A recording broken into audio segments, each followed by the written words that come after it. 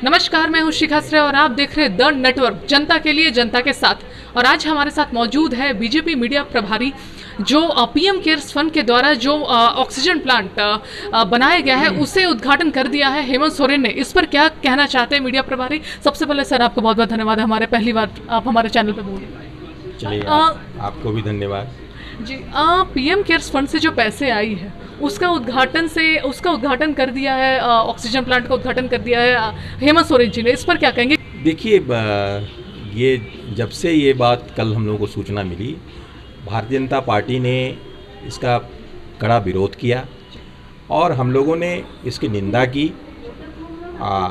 Party के जितने भी सांसद विधायक जो अपने अपने ज़िलों में इसमें अतिथि बनाए गए थे, उन लोगों ने इस कार्यक्रम में जाने से अपने आप को रोका, बहिष्कार किया इस कार्यक्रम का, क्योंकि ये पीएम केयर फंड से केंद्र सरकार के द्वारा माननीय प्रधानमंत्री जी के निर्देश पर ये सभी ज़िलों में ऑक्सीजन प्लांट बैठाए गए थे और इसका उद्घाटन आज के दिन माननीय प्रधानमंत्री जी ऑनलाइन करने वाले थे और उन्होंने आज सब जगह किया भी।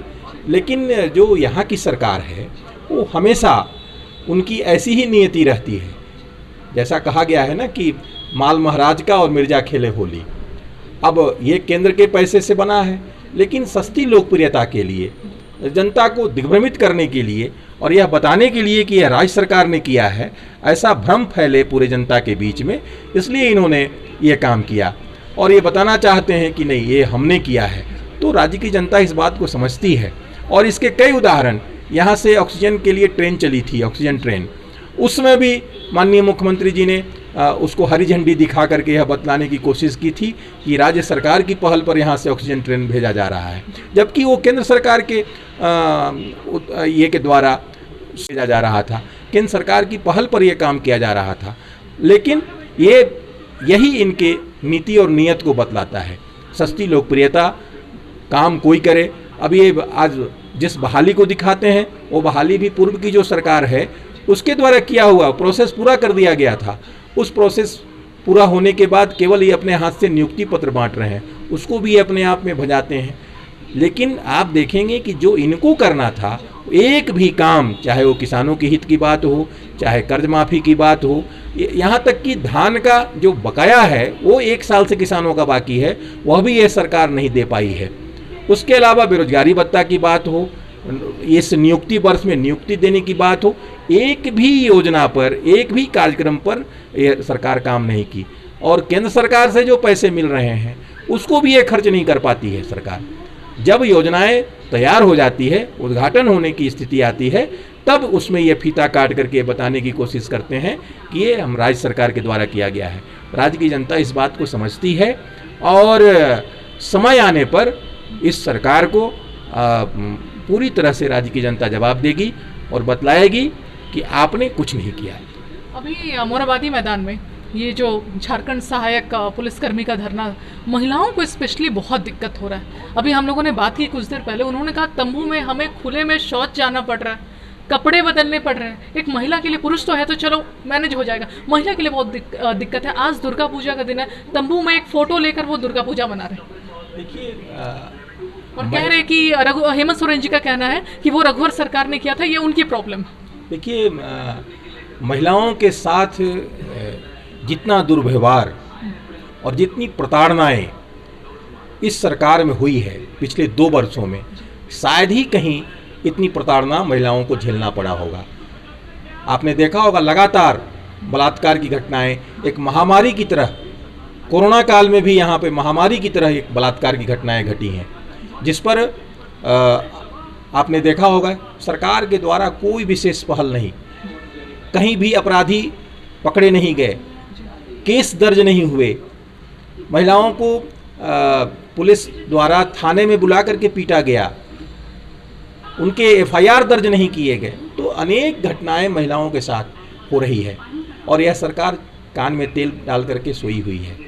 जिसका आपने उदाहरण दिया, वहाँ महिला पुलिसकर्मी जो मैदान में, खुले मैदान में बैठे हुए हैं, हमारे प्रदेश अध्यक्ष ने जाकर के उनको सपोर्ट किया है, पार्टी उनके साथ खड़ी है। और यह सरकार चूँकि करने की नीयत नहीं है इनको, वो सहायक पुलिसकर्मी थे, उस पिछली सरकार में ही नियुक्त हुए हैं और उनको एक्सटेंशन दे करके उनको अस्थायी करने की बात इनको करनी चाहिए। ये लंबे चौड़े वादे करके सरकार में आए, इन्होंने युवाओं को दिग्भ्रमित किया, भरमाया। लेकिन उनका तो कहना है कि जो रघुवर सरकार है जो नियुक्ति ही गलत थी, वो ऐसे कहते हैं। नहीं, कहीं कोई नियुक्ति गलत नहीं है। कौन सी नियुक्ति गलत है? वो कॉन्ट्रैक्ट पे थे, आप उसको अस्थायी कर दें, इसमें कहाँ गलत नियुक्ति की बात है। उस समय उस सरकार ने उनको तत्काल नियुक्ति दिया था।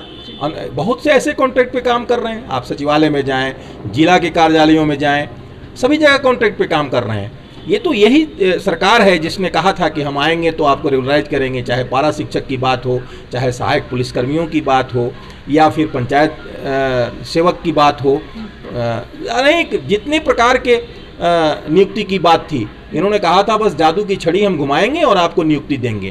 तो आज राज्य की जनता, राज्य के बेरोजगार युवा, हमारे राज्य के भाई बहन जो नियुक्ति की आस लगा के बैठे हुए थे, वो तो इनके सामने ये प्रश्न खड़ा कर रहे हैं। वो पूछ रहे हैं कि आप हमको नियुक्ति दो, क्योंकि हमने आपको वोट इसीलिए दिया था कि आप आएंगे तो हमको नियुक्त करेंगे, ये आपने वायदा किया था।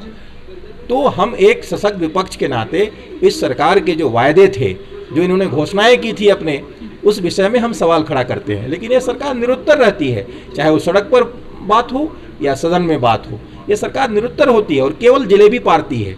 वो इधर उधर की बात घुमा करके बोलती है। अगर कुछ नहीं हो तो कहते बड़े बड़े करोड़ों के विज्ञापन छपवाएंगे। तो इस सरकार को अब जनता समझ चुकी है, 2 साल में इस सरकार को समझ चुकी है और इनकी नीयत को भी समझ चुकी है, इनकी नीति को भी समझ चुकी है। ये नियोजन नीति बनाते नहीं हैं, बल्कि पूर्व के नियोजन नीति को रद्द कर देते हैं। बिना नियोजन नीति के विज्ञापन निकालने की बात करते हैं। तो नियुक्ति वर्ष में एक नियोजन नीति भी तैयार नहीं कर पाए। ये नियुक्ति की बात छोड़ दीजिए, एक नियोजन नीति भी तैयार नहीं कर पाए।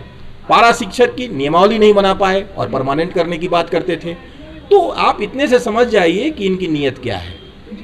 अभी झारखंड महिला आयोग जो है वो भी सरकार के अंदर ही आता है। नियुक्ति एक तो होती नहीं है, होती है तो बहुत लेट से होती है। और अभी झारखंड महिला आयोग क्या करी जब वहाँ पे महिला खुले में शौच जाने के लिए मजबूर है तो, और आपकी महिला जो विंग है वो क्या करी इस बारे में? आपको आश्चर्य होगा, झारखंड महिला आयोग अभी न तो यहाँ अध्यक्ष है, न तो यहाँ पर कोई सदस्य है।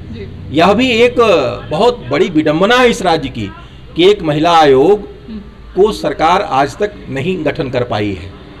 तो इस सरकार की नीयत से आप इसी से समझ लीजिए कि इस सरकार की महिलाओं के प्रति सोच क्या है।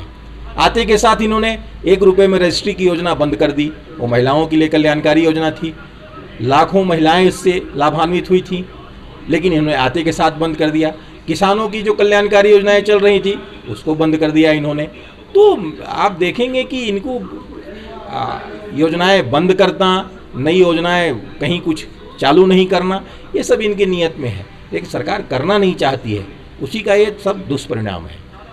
आजकल बीजेपी के जो कार्यकर्ता हैं उनकी भी हत्याएं हो रही है। सिर्फ झारखंड में ही नहीं बल्कि कई सारे जगह में देखा, चाहे बंगाल हो चाहे ऑल ओवर इंडिया में कहीं भी बीजेपी वालों को टारगेट बनाया जा रहा है। इस पर आप क्या कहेंगे? नहीं, निश्चित तौर पर भारतीय जनता पार्टी के कार्यकर्ता संघर्षशील कार्यकर्ता हैं, संघर्ष से खड़े होते हैं और समाज सेवा के लिए संकल्पित होते हैं। तो जहाँ जहाँ भाजपा विरोधी सरकार है, वो सरकार हमारी आवाज़ को दबाना चाहती है, चाहे वो बंगाल हो या झारखंड में भी जो सरकार है उसकी भी यही नीयत है। लेकिन भारतीय जनता पार्टी के कार्यकर्ता इससे डरने वाले नहीं हैं और हम जनता के मुद्दों पर, जनता के सवाल पर हम लड़ते रहेंगे, चाहे उसके लिए कार्यकर्ता को जान देनी पड़े। हम डरने वाले लोग नहीं हैं और सरकार में जितना दम है वो करके दिखाए, लेकिन भारतीय जनता पार्टी के कार्यकर्ता झुकने वाले नहीं हैं। चलिए, हमसे बात करने के लिए शिवपुरन जी बहुत बहुत शुक्रिया। धन्यवाद। चलिए, ऐसे ही अपडेट के लिए बने रहिए आप हमारे साथ। धन्यवाद।